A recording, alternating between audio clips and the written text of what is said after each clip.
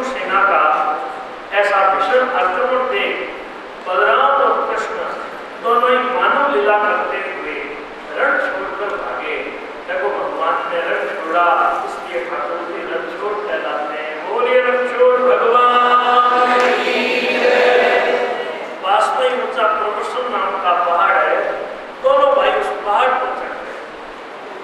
जरा सा पीछा किया, देखा ये पहाड़ में छिपकर कितने दिन रहेंगे। सैनिकों को कहा पहाड़ के चारों ओर लकड़ी की तार लगा करके आग लगा दो, दोनों आग में जल जाएंगे। और वो जरासंध दोनों को आग में जला हुआ समझ करके सेना सहित अपनी राजधानी चला गया। भगवान भाई के साथ ऊंचे पर्वत से कूदे और सीधे द्वारकापुरी चले गए।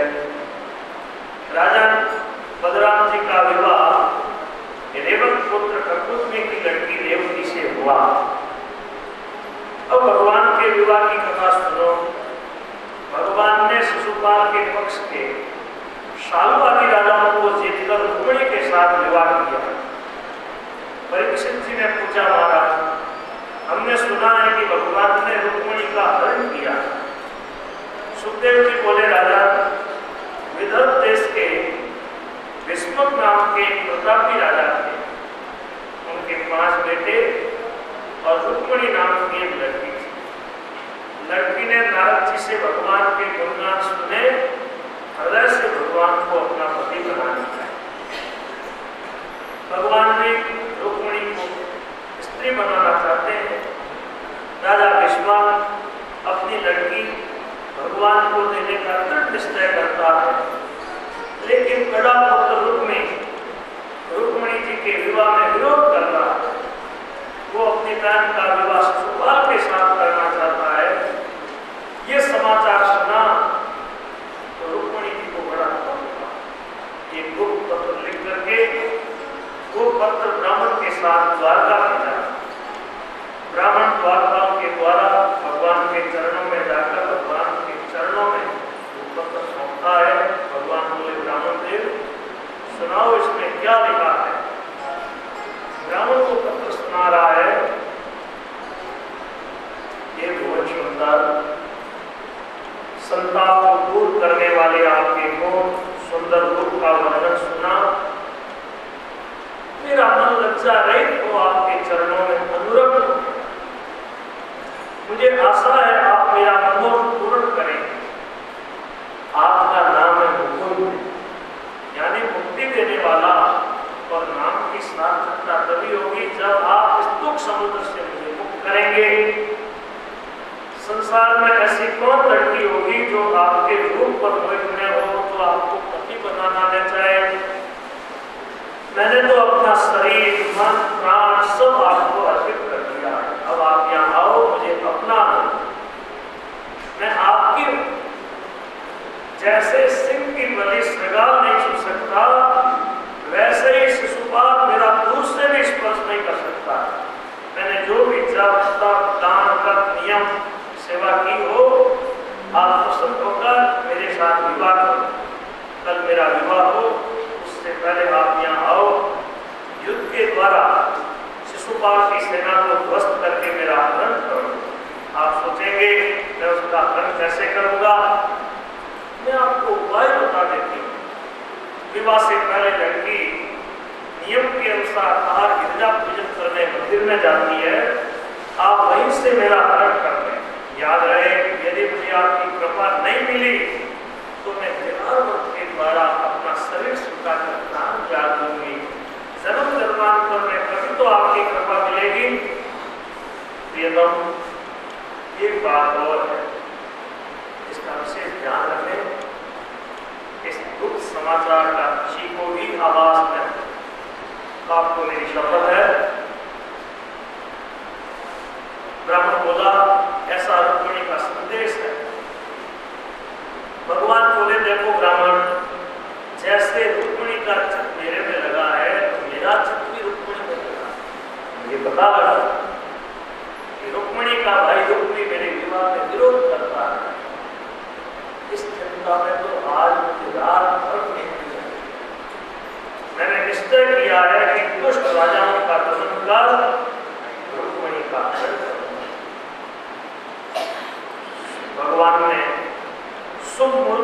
अनुसार परसों के दिन रात्रि में विवाह का नक्षत्र है, ऐसा ब्राह्मण के द्वारा सुना।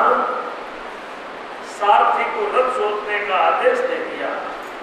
सारथी रथ लेकर भगवान के सामने आया। भगवान ने शाम के समय रुक्मिणी का संदेश सुना। उसी समय ब्राह्मण को साथ लेकर रथारूढ़ होकर कुंदनपुर के लिए रवाना हो गए। सुबह सुबह कुंदनपुर पहुंच गए। इधर राजा भीष्मक ने बेटे के आग्रह से शिशुपाल को लड़की देने के लिए विवाह से पहले जो कृत्य होने चाहिए सब किए। नगर को सजाया है। लड़की के हाथों में ब्राह्मणों ने मंगलसूत्र बांधा। ब्राह्मणों को दान दक्षिणाएं दी गई। चेदी देश के राजा कंबोज अपने पुत्र शिशुपाल को लेकर शूरवीरों की सेना के साथ कुंदनपुर आए। भीष्मक जी ने वर योग की एक सुंदर जनवासे में उनको सेना के साथ करा दिया। बलराम जी भी शत्रु पक्ष के राजाओं का विशेष उपयोग सुनकर कोई कलह न हो जाए इस शंका से भाई के स्नेह के कारण चतुरंगणी सेना लेकर के कुंदनपुर पीछे से आ गए। इधर को रुक्मिणी जी भगवान के आगमन की प्रतीक्षा कर रही है। भगवान आए नहीं, संकल्प विकल्प हो रहा है।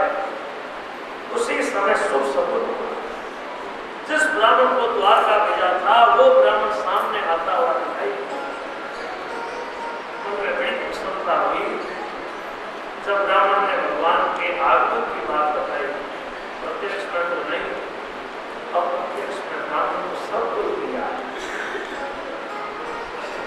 अब राजा भीष्मक जी ने जब ये समाचार सुना कि लड़की का विवाह देखने के लिए कृष्ण और बलराम आए तो उनको सुंदर जनवासे में ठहराया, राजोचित सत्कार किया। जब भगवान के सुंदर मुख को सब लोगों ने देखा तो सब नगरवासी आपस में चर्चा करने लगे कि भाई रुक्मिणी के योग्य तो भगवान कृष्ण है। यदि हमारा थोड़ा भी कुछ पुण्य शेष हो तो रुक्मिणी का विवाह भगवान श्री कृष्ण के साथ हो।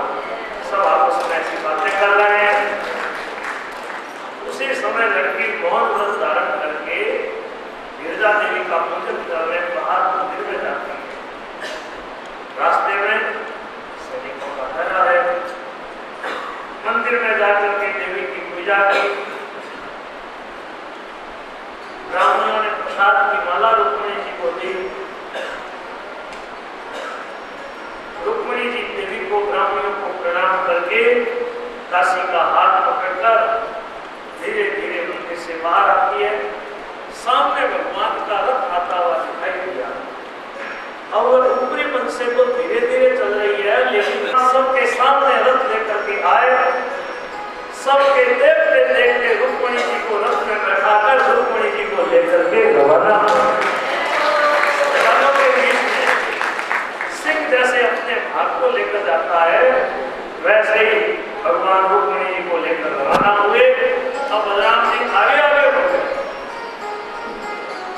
जरासंध आदि बड़े बड़े वीर इस अपमान को सहन नहीं कर सके। आपस में कहने लगे, अरे तुम लोगों को धिक्कार है। एक साधारण से गोप ने हमारी कीर्ति को धूल में मिला दिया। सब आपस में एक दूसरे को धिक्कारते हुए एक साथ भगवान से युद्ध करने की तैयारी करने लगे। वे राजा लोग अपने अपने वाहनों पर बैठकर अपनी अपनी सेना लेकर धनुष चढ़ाकर भगवान का पीछा कर। यादव सेनापति भी धनुष की टंकार करके सामने खड़े हो। अब यहाँ देखो रोमांचकारी युद्ध हो रहा है। रुक्मिणी जी भगवान की सेना को घबराई हुई देख करके भगवान का मुंह निकालने लगी। भगवान बोले, घबराओ नहीं, अभी यादव सेनापति शत्रु सेना को गिरा देंगे। थोड़ी देर में यादव सेनापतियों ने शत्रु सेना को गिरा दिया। जरासंध आदि वीर योद्धा लड़ाई छोड़कर भाग गए। सब बेचारे निरुत्साह नीचे मुंह करके बैठ गए। शिशुपाल के पास आकर बोले, राजा क्यों दुख कर रहे हैं? संसार में जीत हार तो होती रहती है। मैं 17 बार लड़ाई में भगवान से हार गया, लेकिन उदास नहीं हुआ। मौका आया तो एक बार तो कृष्ण को उनसे भगा ही दिया। फिर भी मैं दुख नहीं करता, प्रसन्न नहीं होता कि सब बातें काल की थी।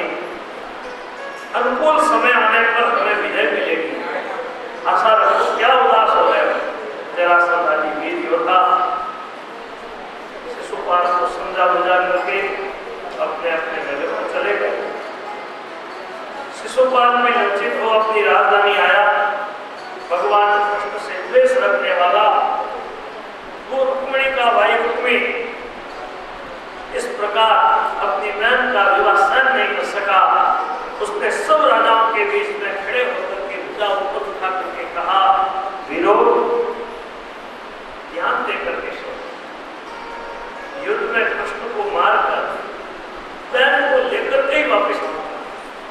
यदि बहन को लेकर के वापस नहीं आता हूं तो मैं कुंडलपुर में पैर नहीं रखूंगा। अब वह एक अक्षौणी सेना को साथ लेकर सारथी से बोला, सारथी 4 कृष्ण वही मुझे दे चलो, मेरा कृष्ण से युद्ध होगा। सारथी ने रथ आगे बढ़ाया। जो ही भगवान की सेना को देखा,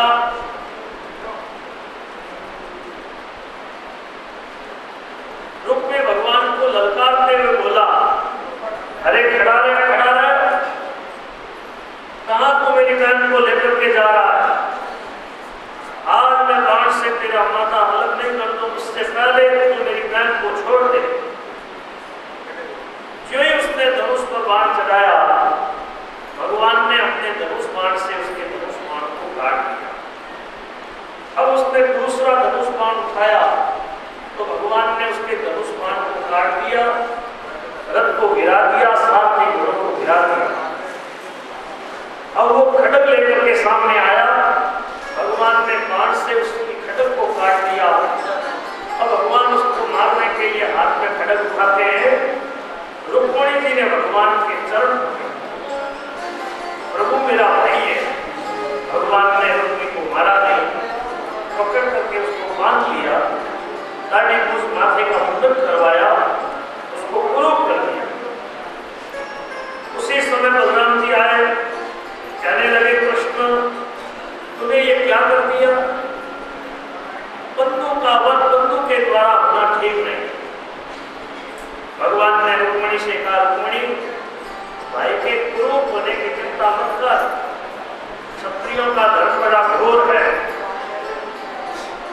तत्व ज्ञान से तुम दूर कर। रुक्मिणी का मानसिक संताप दूर हुआ, जिसमें बड़ी शांति मिली। अब वो रुक्मिणी अपनी प्रतिज्ञा के अनुसार वापस कुंडलपुर नहीं गया, वही घोषगढ़ नाम का नगर बना करके उसमें रहने लगा। सुखदेव जी कहते हैं, राजा